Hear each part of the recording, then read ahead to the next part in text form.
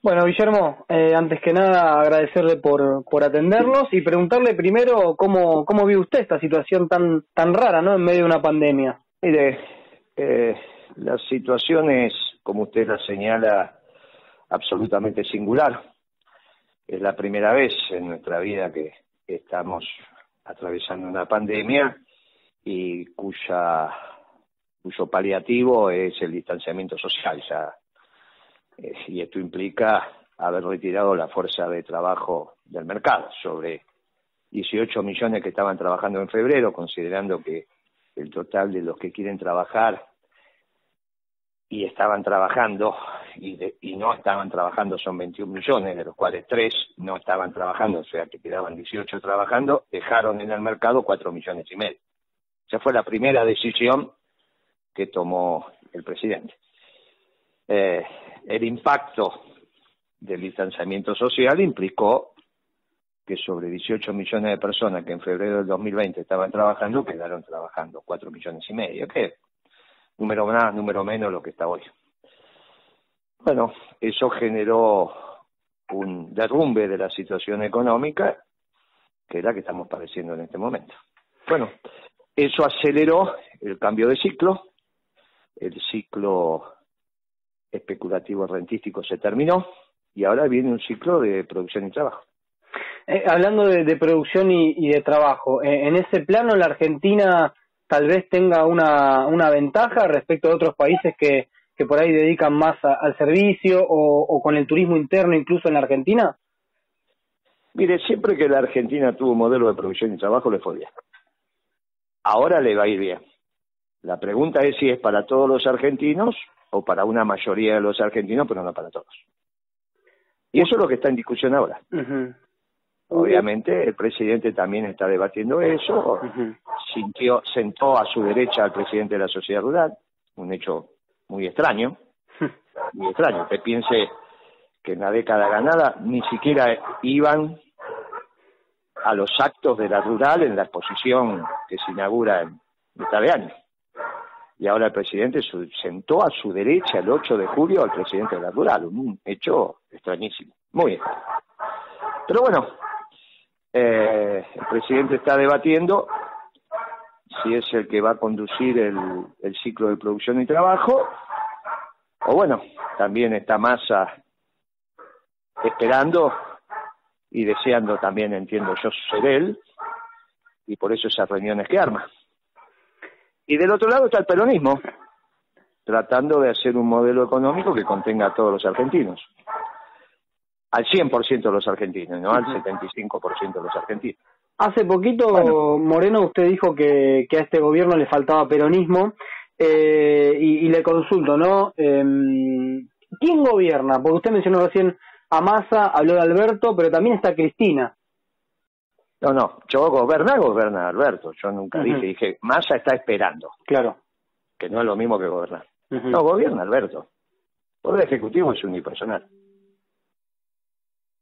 ¿Y cómo evalúa hasta aquí, más allá de lo que manifestaba recién, porque obviamente no podemos correr del medio la pandemia, las primeras señales del gobierno que le habían parecido hasta el aislamiento?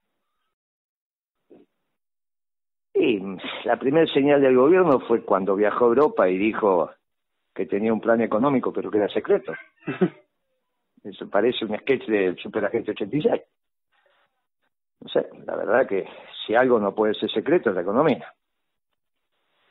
Me da la sensación que el presidente tendría que haber anunciado un plan económico el 11 de diciembre. No lo hizo. Después dijo que había que esperar el 31 de marzo, que arreglara la deuda. Después vino la pandemia. Bien, todavía seguimos en veremos con ese tema. Y ahora ya la suerte está echada. Me parece que ya está. Esta situación... Ahora estamos en un proceso donde la política está definiendo quién va a conducir el nuevo ciclo de producción y trabajo.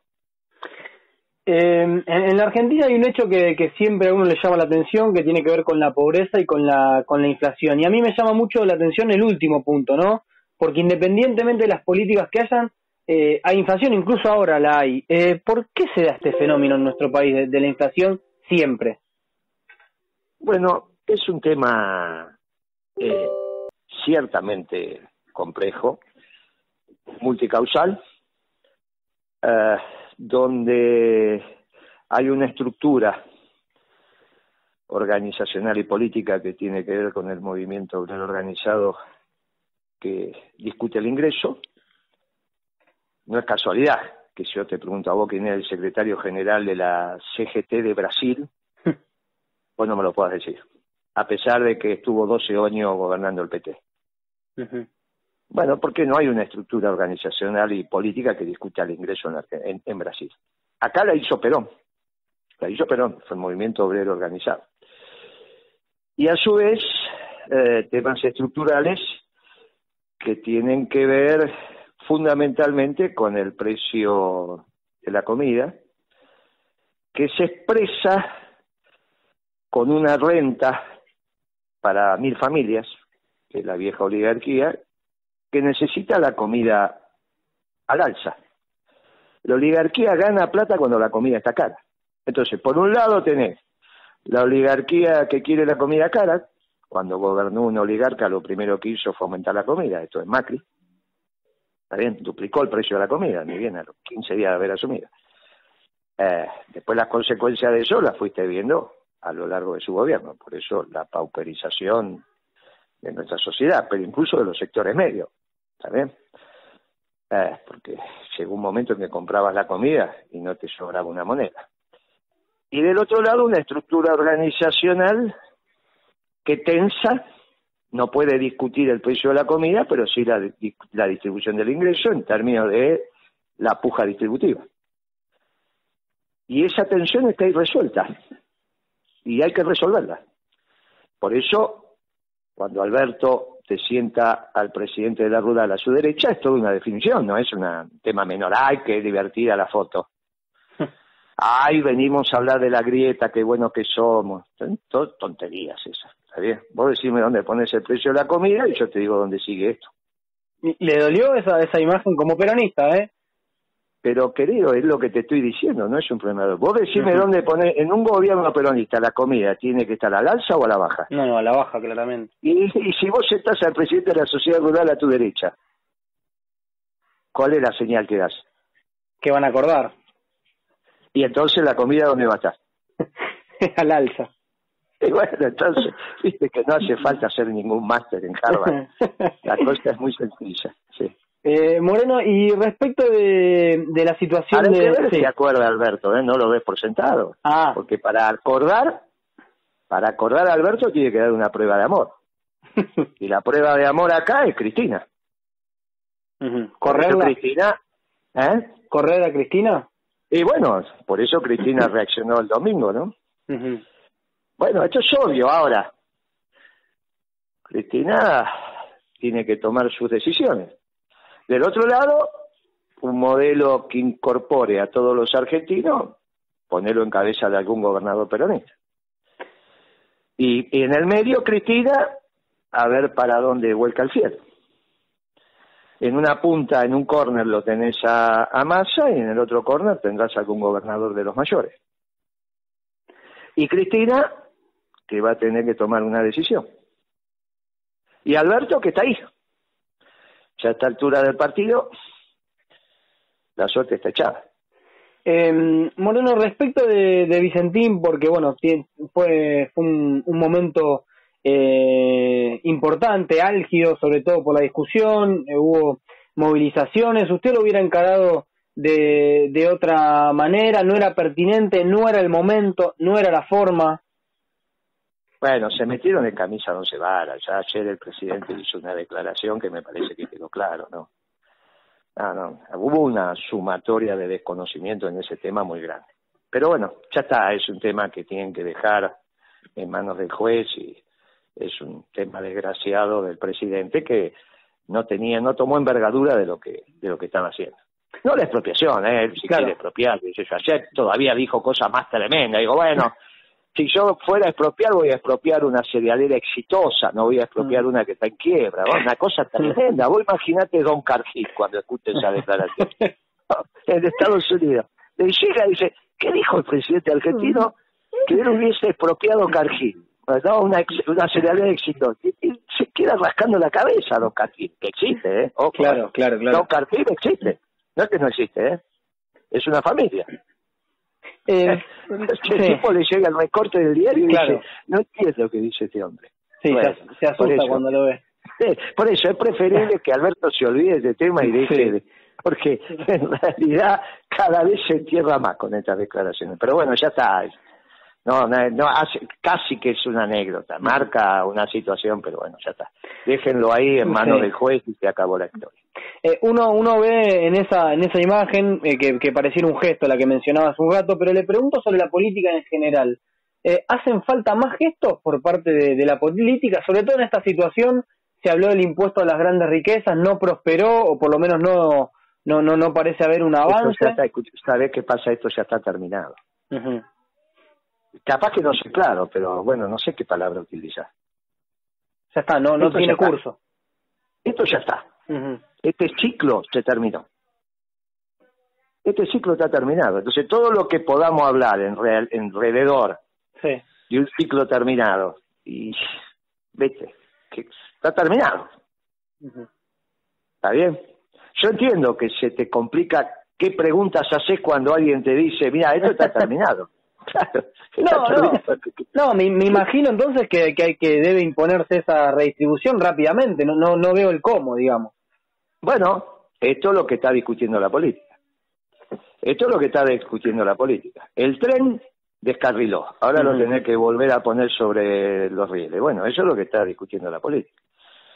Por eso lo ves a Massa en un lado, por eso lo de Cristina, por eso lo de Alberto, por eso lo de los gobernadores o lo del movimiento peronista, ¿va? El peronismo está con mucha expectativa también de cómo va a seguir esto, porque obviamente si viene un esquema nacionalista de exclusión con Massa a la cabeza, el movimiento obrero organizado que vos conociste también se termina. Que es un viejo anhelo de algunos sectores, incluido de los sectores alfonsinistas, ¿no? Porque lo primero que quiso hacer Alfonsín es destruir el movimiento obrero organizado. Parece que nos olvidamos de eso. Ahora hablan del padre de la democracia. Yo no sé de dónde salen tamañas tonterías. La democracia la generó el pueblo argentino con su lucha y sus héroes, sus desaparecidos, sus torturados. ¿Qué Alfonsín? ¿Qué padre de la democracia? Lo que quiso hacer es destruir el movimiento peronista. No nos olvidamos que Alfonsín, que en el 85 salió con ese discurso del tercer movimiento histórico, con Moró a la cabeza. Este Moró que está ahora era el que con Santoro era un niño, obviamente, no existía, pero la misma lógica, querían destruir el movimiento peronista, tercer movimiento histórico. Es una tontería, yo no sé de dónde salen estos análisis. ¿Y cómo se hace? Porque hay que acordar también con esos sectores, o no es posible acordar para gobernar, digo. Hoy pasa, ¿no? Dentro de la amplitud del peronismo, esos nombres están. Y lo que tenés, pero obviamente que un frente electoral, estamos hablando de las discusiones profundas. Estamos hablando para dónde de modelo. Esto se vuelve a resolver al interior del peronismo, como en el 2003. En el 2003 vos tuviste 3 fórmulas dentro del peronismo. Una te podía gustar más, otra menos, bueno. Salió segundo Kirchner, que es donde militábamos nosotros, y después se corrió Menem y Kirchner fue presidente. Con el 22% de los votos. Algunos dicen, Moreno, que fue una gran interna peronista. Claro, por eso es lo que te estoy diciendo. Bien. Desde la interna del peronismo se resolvió la externa. Ahora va a pasar lo mismo. Obviamente que los demás sectores acompañan y obviamente que merecen su lugar. Pero esto se resuelve al interior del peronismo. Por eso la posición de Cristina es una posición importante. En tanto y en cuanto ella puede volcar el fiel de la balanza entre Massa, que está en un córner, y el peronismo que está en el otro. ¿Cuál fue el último gobierno peronista? Peronista, como usted describe. El ciclo último fue un gobierno peronista, no tengas ninguna duda. Que empezó Waldi y terminó Cristina. ¿Quién duda de eso? De principio a fin, digamos. Pero claro, en la presidencia no hay ninguna duda. En algunas políticas podemos ver. Este ciclo que acaba de terminar, algunos piensan que empezó con Kicillof cuando devaluó, en el 2014. ¿Está bien? Y otros piensan que empezó con Macri. Bueno, ese es un debate que está abierto, pero que está terminado no está abierto, está cerrado. ¿Y Moreno qué piensa? ¿Con quién empezó? Y yo creo que empezó en el 14, cuando Kicillof toma la decisión de devaluar. Uno le dijo, mirá, no hagas esto, pero bueno, él era ministro, tenía derecho a hacerlo y lo hizo. Pero está claro que ahí generó un cambio de ciclo, que ya tenía algunos antecedentes con este muchacho Galucho, que empezó a aumentar el combustible, que le decían el mago. ¿Te acuerdas del mago Galucho? Sí. Sí, ese es el único que yo conozco, que después de 3, 4 años de ser empleado en una petrolera, ahora es dueño. Por eso le dicen el mago. Es una cosa de loco, no sé cómo hizo.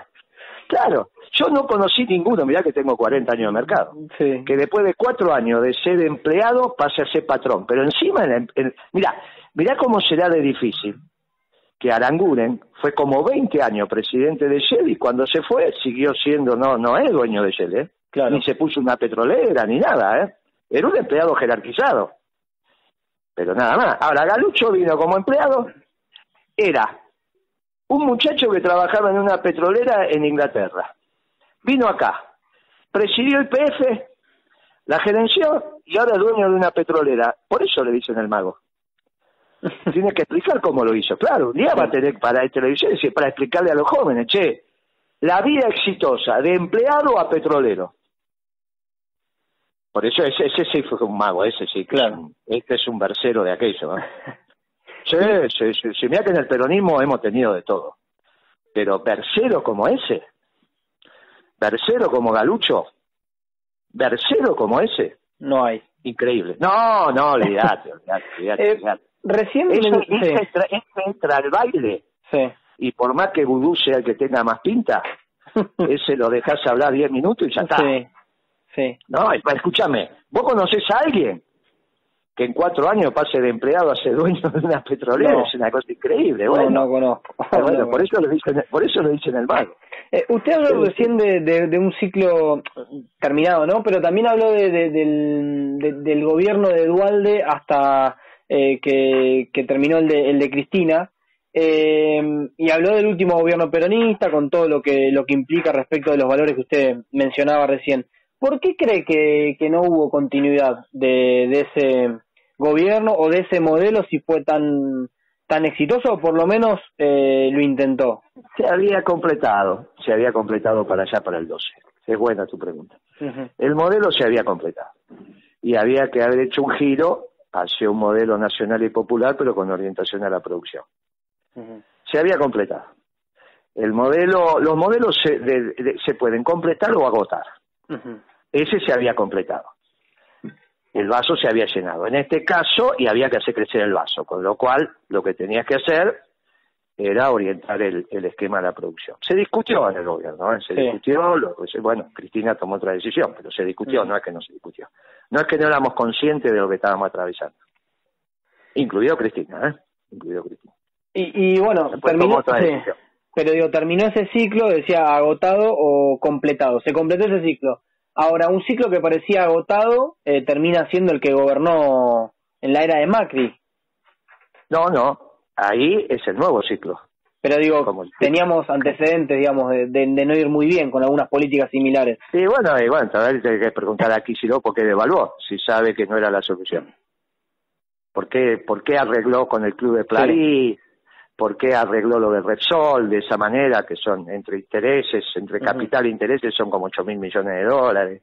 Sí. Las negociaciones ya las había empezado con los fondos buitres. Digamos, el hacerte amigo de los mercados empezó con Kicillof, me da la sensación, ¿no? Lo menciona bastante a Kicillof, que hoy gobierna la provincia, y se los... No lo menciono bastante, simplemente que fue el inicio del ciclo. No, entiendo, no hablaba, no valoraba, digamos, las menciones, sino que había mencionado en el ciclo y demás. ¿Cree que aprendió? Kicillof hoy es gobernador, Cristina se ha manifestado bastante cerca. Yo creo que no se puede evaluar la gestión de Kicillof. ¿Qué puede hacer un gobernador hoy en tamaña situación? Hoy se está evaluando la gestión de Alberto, camisa todo. Sí. Es como vos me digas, mira, evaluar la gestión de Suárez, el radical allá en Mendoza. ¿Qué vas a evaluar? No se puede. No se puede. Lo mismo le pasa a Kicillof. ¿Qué vas a evaluar? Si hace mejor esto, mejor aquello. ¿Qué vas a evaluar? Hoy está él en el marco de este baile que definió Alberto. ¿Y baila esa música o no baila? Punto. ¿Viste? El problema es el que pone la música. El resto estamos todos bailando. Sí. ¿Se imaginó en algún momento, se planteó en su cabeza qué hubiera pasado si hoy gobernara Macri en medio de la pandemia? Mira, en realidad, ¿qué me querés preguntar vos? ¿Que Macri hubiese tomado? ¿Cuál es la diferencia de las decisiones que hubiese tomado Macri o Alberto? ¿Qué me querés preguntar? ¿Cuál sería la diferencia? No, en realidad esto se lo preguntamos a Duhalde en su momento también, en el sentido que, incluso a Daniel Arroyo, al ministro de Desarrollo Social, en el sentido que por ahí no se toma dimensión de haber continuado con las políticas que llevaba adelante el macrismo, sin saber, lógicamente, que iba a ocurrir una pandemia. Digo, si hubiese pasado eso, el destino de la Argentina tal vez no era el mejor, digamos. Pero ¿cuál es qué cambio? Sacá la pandemia, ¿qué cambio de política hubo? No, prácticamente si yo te estoy hablando bueno, y entonces yo te estoy hablando de un ciclo que involucra el gobierno de Macri y el de Alberto. En todo caso, también los 2 años de Kicillof. Bien. Está en discusión, pero ¿cuál es la diferencia central que estás viendo? Cuando vos me decís, si hubiese... Es un desastre, igual. Claro. ¿Qué es lo que cambió? ¿Qué hubiese cambiado? ¿Dónde ves vos el punto de ruptura entre Alberto y Macri? No, y tal vez tarifa, digamos, las tarifas de servicios y demás que... Sí, ya estaban congeladas con Macri. ¿No te acuerdas que las congeló entre las pasos? Sí, bueno, así que ya estaba congelada. Sí. ¿Qué otra cosa? No, lo que hizo Alberto fue continuar con lo que ya había dejado Macri. Sí. Y en todo caso Macri continuó con el aumento de las tarifas que había empezado Galucho. Porque el proceso de dolarización de las tarifas lo empezó Galucho. Lo que hizo en todo caso es meterle más velocidad a Macri, pero el proceso empezó con Galucho. Por eso hay que ser en esto claros en los debates, si no hacemos un lío tremendo. También, terminamos pensando que Galucho fue un petrolero nacional y popular. Claro, es que esto es lo que termina pasando, ¿entendés? Claro. Ojo con esto. El que empezó a dolarizar la tarifa fue Galucho. Mencionó también a Vudú recién, el peronismo, ¿no? En esos debates que usted contaba recién que tiene que hacer o que hace, ¿qué rol ocupa la corrupción, digo, en cuanto a que seguramente no sea una buena imagen que haya algún personaje? Recién mencionaba el caso de Vudú, digo, ¿cómo toma el peronismo? ¿Qué piensa hacer? ¿Hay que correr al ala que busca mediante la función pública hacer este tipo de cuestiones? No sé quién sería el ala. La verdad que yo no conozco compañeros que integren esa ala. Pero si vos me los marcás, yo te puedo preguntar, qué decir, qué sé yo. No sé, yo no conozco un ala del peronismo como vos estás diciendo. No digo del peronismo, pero imagino que en un movimiento tan amplio puede haber quien tenga alguna intencionalidad que no sea... Pero ¿cómo no va a haber? Y dentro de los radicales peor. Claro. Viste, que encima en general no trabajan y viven bien. Claro. ¿Y qué se hace con esa gente? Y no te digo en la sociedad rural. Claro. Imagínate. Porque no hay ninguna duda que vos tenés fortunas mal hechas en la Argentina. Bueno, no tengas ninguna duda, pero en todos los sectores, incluso lamentablemente en nuestra iglesia también, ¿no? Claro. Así que eso yo no te lo puedo decir, pero no entiendo a qué viene la pregunta, que vos me querés decir que en todos lugares hay gente que no honra el buen vivir. Sí, yo te lo reconozco, pero de ahí a hablar de un ala. Cuando vos hablar de un ala parece que hay una... exageré, no. Exageré y generalicé que no está bien, pero digo, me refiero a cuando aparece un caso así, o como se los indica muchas veces a algún personaje, digo, imagino que no le hace bien a la imagen del movimiento y alguna represalia hay hacia adentro. Puede ser, pero hasta que la justicia no ve un doble conforme y lo diga y lo tenga. Viste, yo lo veo, esas cosas, viste, a veces son mucha habladuría, son cosas que se dicen. ¿Viste yo? La Nata se la pasó hablando todo esto y después al final no, ¿viste? ¿Qué yo puedo decir? Gordo La Nata extorsionaba a empresarios para que le den publicidad. Claro. ¿Vos sabías eso? No, pero me lo... Bueno, ahora te estás enterando. Ahora... Y bueno, y vos, por eso son todos los periodistas igual que la nata. No, tal cual. Y bueno, entonces, ¿qué querés que te diga? ¿Vos extorsionás gente para no. que te dé publicidad? No, bueno, no. Entonces, viste, cuando te comparan con la nata, claro. vos decís, no, es que pará, la nata no es. Y sin embargo, la nata gana mucha más plata que vos. No tiene me más audiencia, qué sé yo, trabaja en los canales, vos, ¿viste? Y bueno, y entonces, y sin embargo, yo que te tengo que aconsejar, pibe, seguí por donde vas. Claro. No seas como la nata. Porque la medida del éxito no es si tenés un departamento en Miami, no lo tenés, qué sé yo, ¿viste? A la larga eso no es la medida del éxito. A la larga que seas buena gente. Bueno, imagínate ahora cuando la nata se entere con los cientos de miles y millones de personas que te escuchan a vos que Moreno dijo que él extorsiona a los empresarios para tener publicidad. ¿Vos pensás que me va a iniciar juicio? No creo. Y no lo va a iniciar porque sabe que digo la verdad. ¿Me entendés? Sí. ¿Viste cómo es? Ahora, yo por eso no voy a decir que todos los periodistas son, ¿viste? No corresponde. Es el gordo de la nata que hace eso. El periodismo a veces es el brazo armado del poder porque últimamente se están viendo... Los periodistas se creen eso.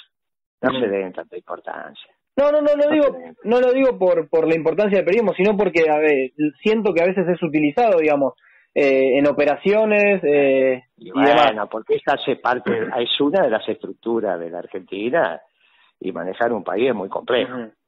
Pero bueno, no determina nada. Sí. Periodismo no determina nada.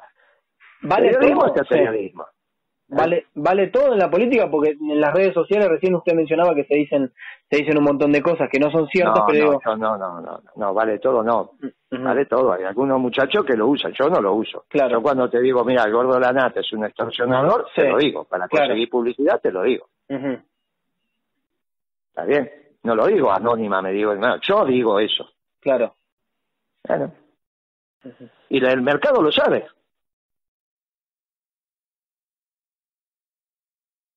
El mercado lo sabe. Bueno, eso no invalida de la misma manera que te digo eso, te digo, mirá, el domingo salió un artículo de primerísimo nivel en La Nación, lo sacaron a Escribano a escribir, Escribano no es cualquier, y hizo un artículo de una página de 6 columnas, léelo, que seguramente no lo leíste. Bien. Te digo una cosa, te digo la otra. Léelo bien. Porque eso es un artículo muy importante, no porque uno esté de acuerdo, sino porque es La Nación, ¿no? Claro. La Nación. Y eso tendría que haber sido un comentario que deberíamos haber hecho a partir del lunes, porque no es normal que La Nación saque a Escribano con una nota a 6 columnas, toda una página. Te diría que es lo más relevante de lo que pasó el domingo. Porque va indicando esto que estamos hablando, que un ciclo terminó y otro empieza. Y La Nación fija posición. Y fija posición a partir de Escribano, no de cualquiera. No de Morales Solá, no, de Escribano. ¿Está bien? Cuando lo sacan de Escribano a la cancha es para decir las cosas que ellos quieren decir. Le quiero agradecer por estos minutos y quiero hacerle las últimas 2 preguntas. Una tiene que ver con qué cuadro o qué opositor le parece un buen cuadro político, si es que lo hay, y si ve un segundo mandato de Alberto Fernández. Me fui muy para adelante, pero bueno. Bueno, la segunda dejada, te la contesto.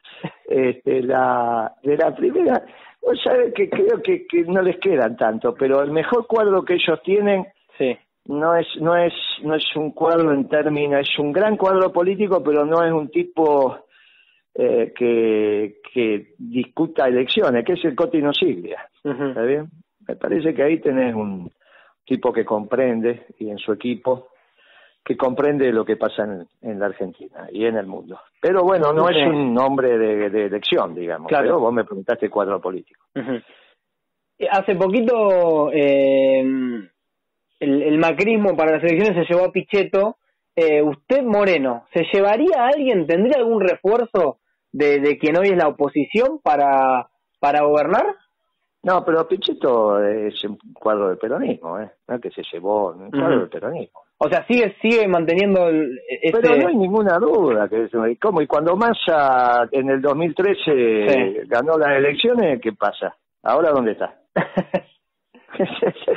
Es una cosa disparatada. Pero bueno, sí, pero vos me hablaste de la oposición por fuera del peronismo, Claro. Yo por eso te puse en radical, sí, claro. Bien. No hay duda. Pichetto es jugador, no hay ninguna duda de eso, el fútbol de Pichetto. Uh-huh. Y en este debate que estamos teniendo, naturalmente, también. Mirá, cuando yo dije hace muchos años atrás, pero mucho, ¿te acordás que dije que la fórmula era Cristina, Pichetto, Pichetto, Cristina? Sí. Viste que tan lejos no estuve, los dos fueron vicepresidentes. Ah, es verdad. Lamentablemente en fórmulas distintas. Pero el que estaba mejor de salud tendría que haber encabezado. Y yo te digo que hoy estaríamos hablando de otra Argentina. Uh-huh. Estaríamos hablando de otra Argentina. Por eso hay que reflexionar en profundidad las cosas. Hay que reflexionar en profundidad. Y no hay que adjetivar tanto sobre compañeros que han demostrado a través de su trayectoria lealtades a la causa. Moreno. Lo que no hicieron con debido, que fue defenderlo, en el Senado nunca le entregaron a Cristina. Uh-huh. Y eso en el peronismo hay que valorarlo, uh-huh, porque hace a los principios y valores. Bien. Muy bien. Le agradezco muchísimo, ha sido un placer. Chao, querido, gracias Hasta por el luego. llamado. Un saludo a todos los compañeros. Por favor, gracias.